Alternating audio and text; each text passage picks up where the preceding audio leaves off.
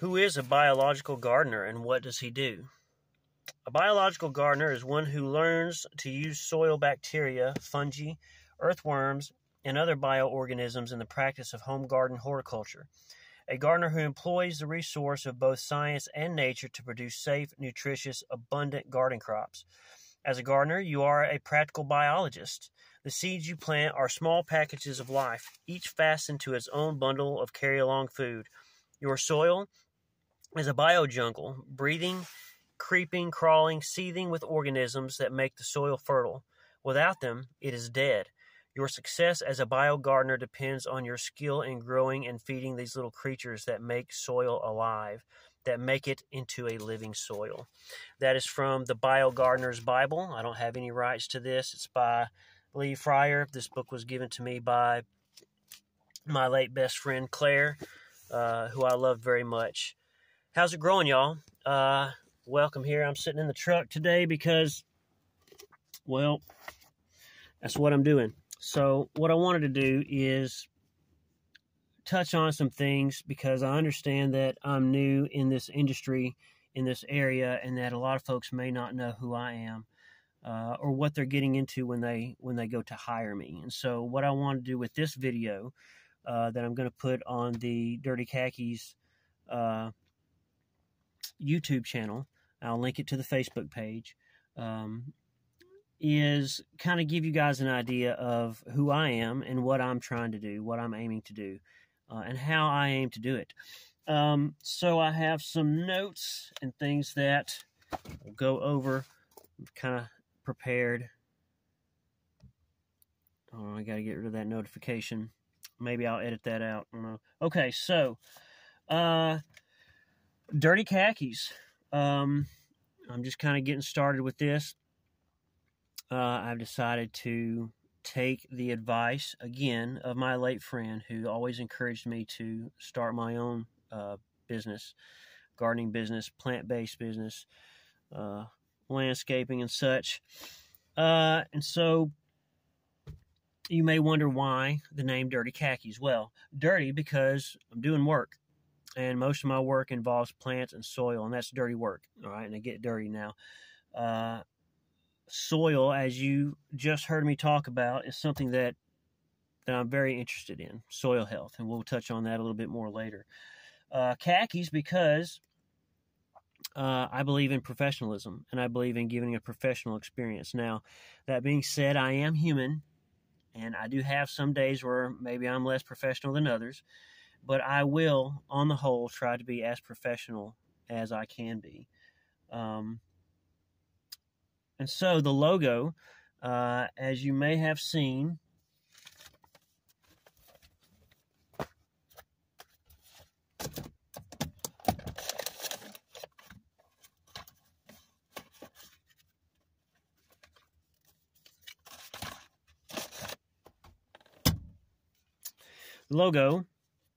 let me get back to this. Hold on. Not quite as put together as I will be. The logo. Shovel and a rake. Our logo is a shovel and a rake because these are the basic tools, and in the hands of the right person can accomplish much more than the world would think. They are also the two tools that I started out with in the days before Kevin's Gate Gardening Services. Now, if you know what Kevin's Gate Gardening Services is, and you've been with me for a little while, the colors are black on yellow to honor my late best friend, Claire, who gave me this book. She was my Claire Bear. I loved her very much. And she always encouraged me to start my own business. And so that's why I have chosen that. It's a simple design. Shovel and a rake. And that's what we use. You can do a lot with a shovel and a rake, and I have done a lot with a shovel and a rake. So I believe that the home landscape is more than just a landscape. The home landscape, it's more than just cosmetic and aesthetic plant and stone material. It's the habitat for the family home. This is where you're raising your kids, okay? Your husband, your wife, your parents, your brothers and sisters, nieces and nephews come over, and these plants are going to be in the habitat of your home, okay? Now, when I say home, I mean home, all right? I'm not talking about rental properties. I'm not talking about you're trying to flip a property. I'm talking about you live there and you're raising your family there, okay? The home habitat, all right? Because, if you're going to live there, it needs to be a habitat. Now, habitat is the natural home or environment of an animal, plant, or other organism, that's us, person's usual or preferred surroundings, your domain, your habitation, your abode, your home, okay? So what that means is when I come onto your property, I'm going to treat it like it's a sacred place, because it is. It's your home. It's your habitat. And when I plant plants or trees in your home habitat, I want them to play an integral part in the habitat. One way to do this is to suggest native plants and discourage non-native basic landscaping, i.e. boxwoods and arborvitaes and Japanese maples. I love Japanese maples, but people don't know how to take care of them. People don't know how to prune them, trim them. Liriope, okay, azaleas, hydrangeas, etc., etc., etc., burning bush, honeysuckle. So there's a lot of stuff that most of your standard landscapers use, and they all use the same plants. Y'all get them at the same nurseries. But these plants are not native, okay?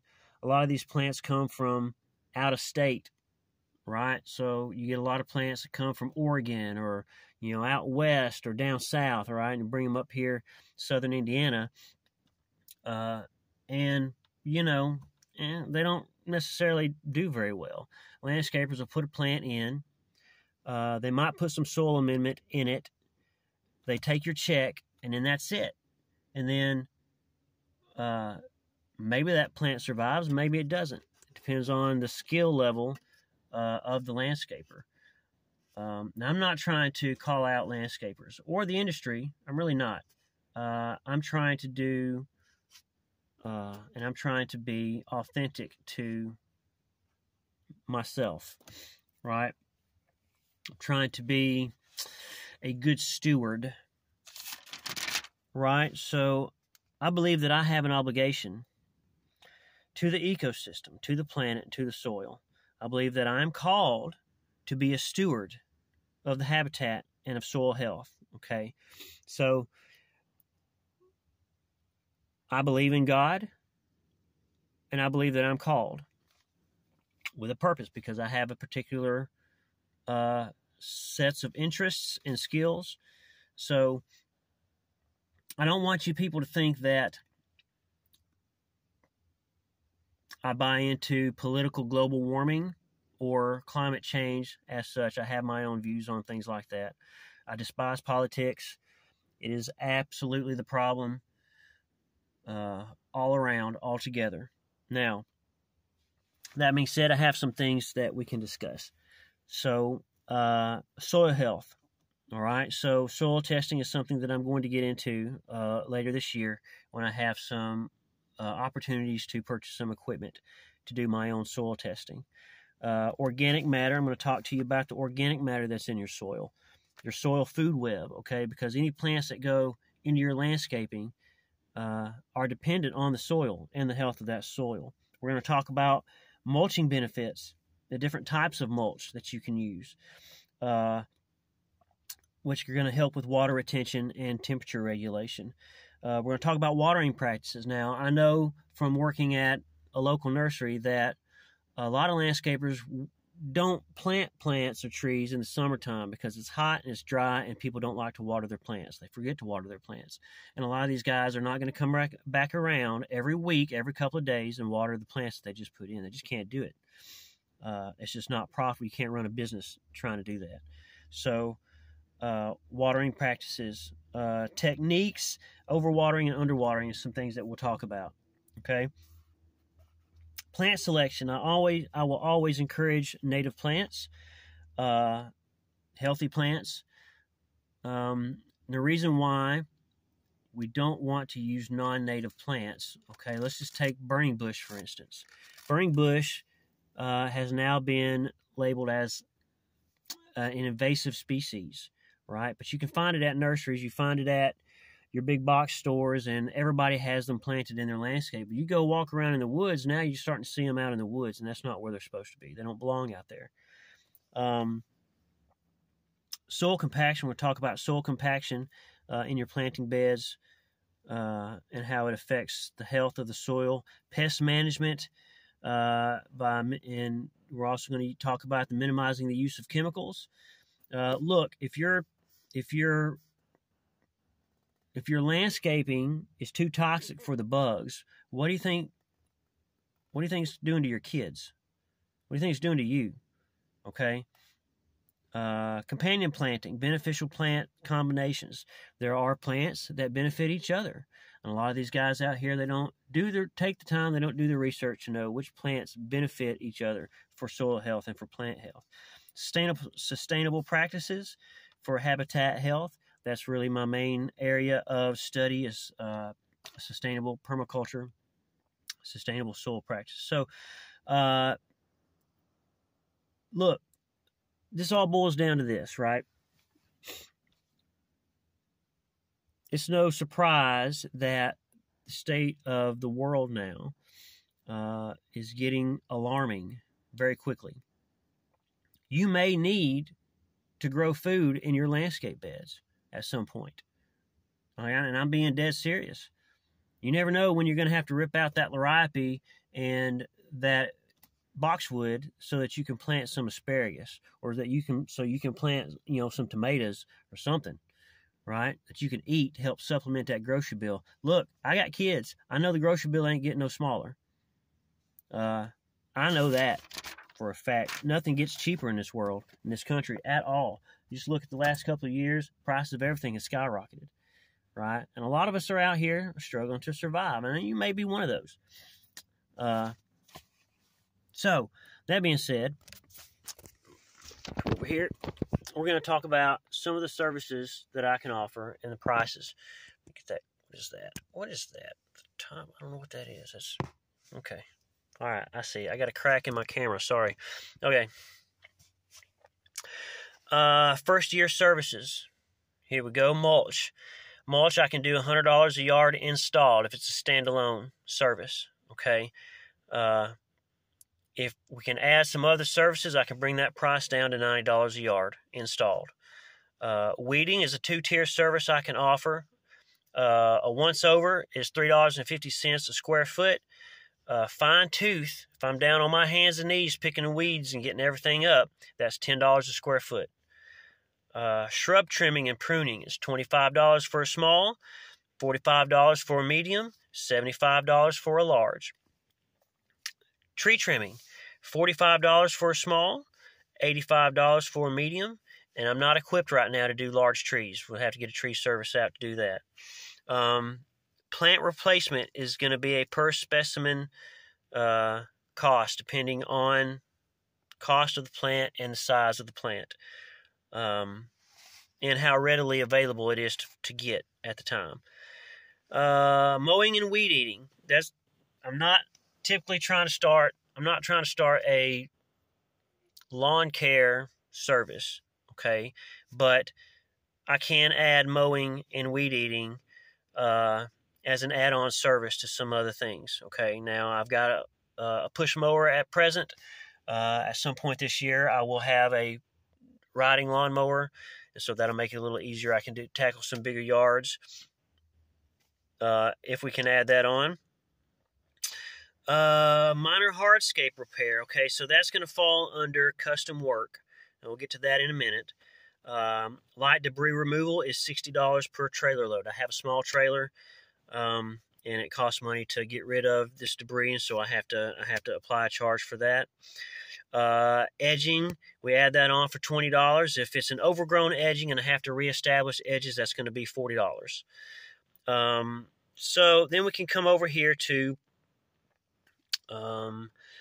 if the property is overgrown, okay, like severely overgrown, that's an extra $100 on top of the services that that we're going to put in there to clean all that up. And this is probably mostly for, like, if you're into real estate and you have properties that are overgrown that needs to be cleaned up so that you can show them and sell them, then that's where that could apply. Now, custom work. I'm not entirely set up to do custom work, but custom work bills at $80 per hour plus material cost, okay, with a minimum of 2 hours. Okay, so if I come out, if you have a custom thing, right, you already have all your materials, and it takes me an hour and 15 minutes to do that custom work, that's $160.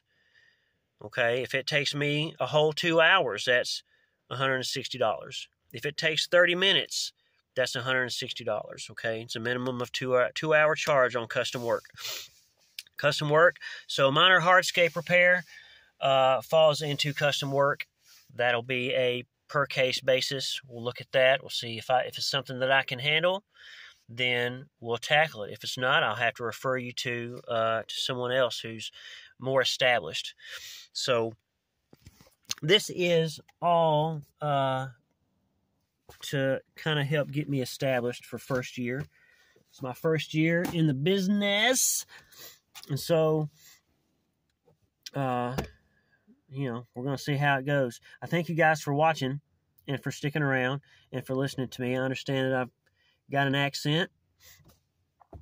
Some of the things I say may be hard to understand. I know I prattle off a lot and went kind of fast, but I don't want to overstimulate any short attention spans that may be out there. I know I've got one of those myself. So, all right, guys, I love you. Thank you for watching. I hope to hear from you guys soon. Later.